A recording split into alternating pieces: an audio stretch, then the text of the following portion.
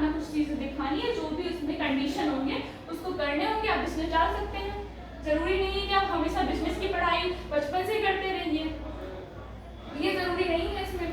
तो चीजें समझ में आए, क्या इनमें डिफरेंस है, क्या सिमिलरिटी है, आप सबको समझ में है। ओनर क्या होता है, मालिक होता है बिजनेस का। जो कंपनी, जो वो अपनी कंपनी डाल रहा है तो उसमें वो पैसा लगाएगा ना। तो जब पैसा लगा रहा है, अब आपको मन में आ रहा हो कि मालिक एक ही व्यक्ति हो सकता है, तो ऐसा नहीं है, मालिक कई व्यक्ति हो सकते हैं। अब मान लीजिए पार्टनरशिप पे हम कोई कंपनी खोल रहे हैं, तो कुछ लोग माल लगा रहे हैं, कुछ लोग पैसा लगा रहे हैं, या कुछ 2 लोग पैसा लगा रहे हैं, 2 लोग माल लगा रहे हैं, 4 लोग की पार्टनरशिप है। और पार्टनरशिप में क्या होता है, 2 लोग से 20 लोग तक मिनिमम 2 लोग होते हैं, और वैसे तो 50 या 20 होते हैं। तो पार्टनरशिप में ये चीज़ होती है। ओनर, तो ओनर समझ में आया, नहीं समझ में आया। टैली से रिलेटेड जो ओनर की एंट्री टैली में होती है, सबसे पहले होती है। जितना ये पैसा लगाएंगे, एक ही व्यक्ति के नाम की एंट्री हो रही है, अगर आप पहले भी समझेंगे तो एक ही नाम की व्यक्ति की एंट्री होगी, तो वो जितना कैश लगाएंगे वो उसके बारे में नहीं बताया जाएगा, वो आगे चल के बताया जाएगा। जितना वो कैश लगा रहे हैं उनकी एंट्री होगी, फिर उसके बाद ओनर की एक बार टैली में एंट्री होने के बाद दोबारा उसकी एंट्री नहीं होती है।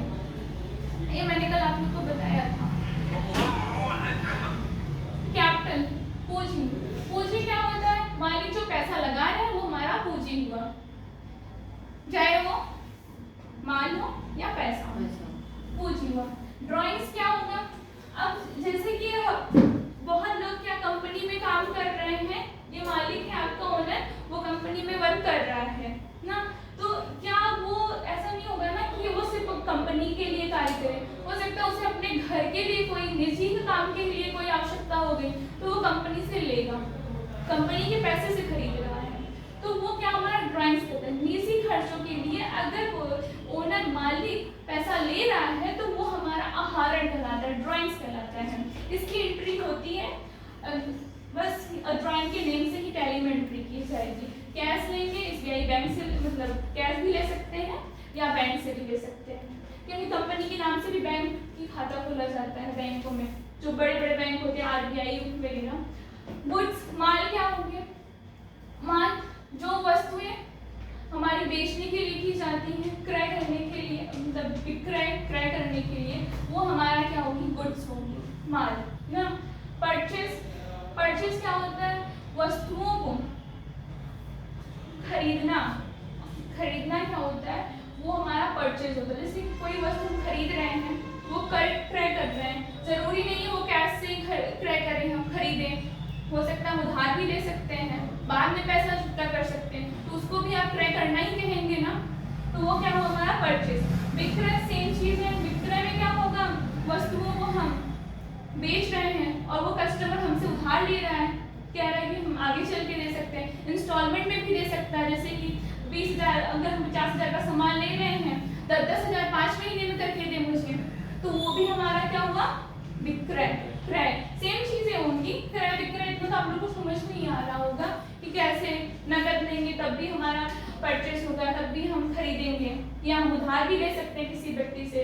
कोई कस्टमर हमसे क्या होता है, वो उधार खरीद सकता है, इंस्टॉलमेंट में ले सकता है। परचेस रिटर्न, क्रय वापसी। अब मान लीजिए कोई वस्तुएं मैंने खरीदी है और वो कुछ, मान लीजिए 10-20 मैंने फर्नीचर ही ले लिया है और उसमें क्या हुआ, 5 खराब हो गए ना, तो हम उस गारंटी लेके ले रहे हैं कि आपको खराब हो जाएगा तो हम वापस कर सकते हैं। बड़े बड़े कामों में तो होता ही है, कोई ऐसे तो लेगा नहीं। अब तो क्रय वापसी, उसको तो हम वापस कर सकते हैं, तो वो रिटर्न होगा, तो उसकी भी हम एंट्री करेंगे टैली में, क्योंकि हमने क्या चीजें रिटर्न की है, कौन सी चीजें मेरे पास आई है, पाएंगे तो वो क्रय ही हुआ ना।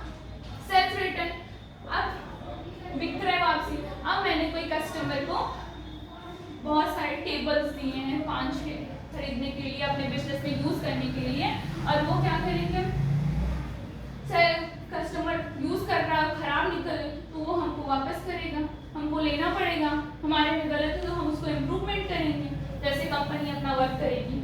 अब बिजनेस में मैंने एक वर्ड यूज किया था, क्या वो व्यापक शब्द है बिजनेस ना, क्योंकि बिजनेस, इसमें डिफिनेशन देते हुए मैंने बोला था बिजनेस बहुत बड़ा व्यापक शब्द है, उसमें बहुत सारे वर्क होते हैं।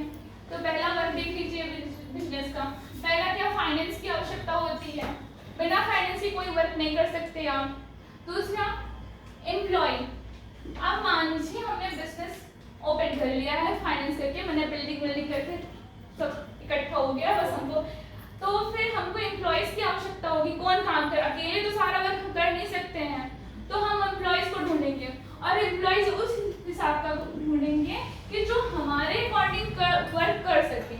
ऐसे नहीं कि जो बिल्कुल कर नहीं है, कोई पागल को भी नहीं उठा के हम एम्प्लॉय रख सकते हैं, ऐसा नहीं हो सकता।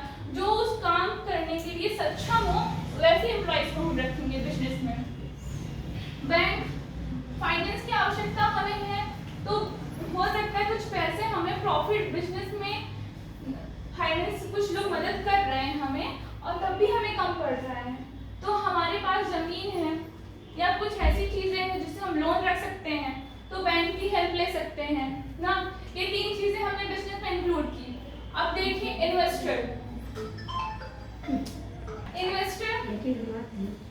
अब इन्वेस्टर की आवश्यकता होगी, कुछ चीजें क्या होंगी, इन्वेस्ट करने वाला भी व्यक्ति होना चाहिए। ऐसा होता है कि एक अंशधारी होते हैं बिजनेस में, जो मैंने पार्टनरशिप की बात आपको बताई, उसमें क्या होंगे, 2 व्यक्ति होते हैं, एक अंशधारी एक पूर्वाधिकारी ना।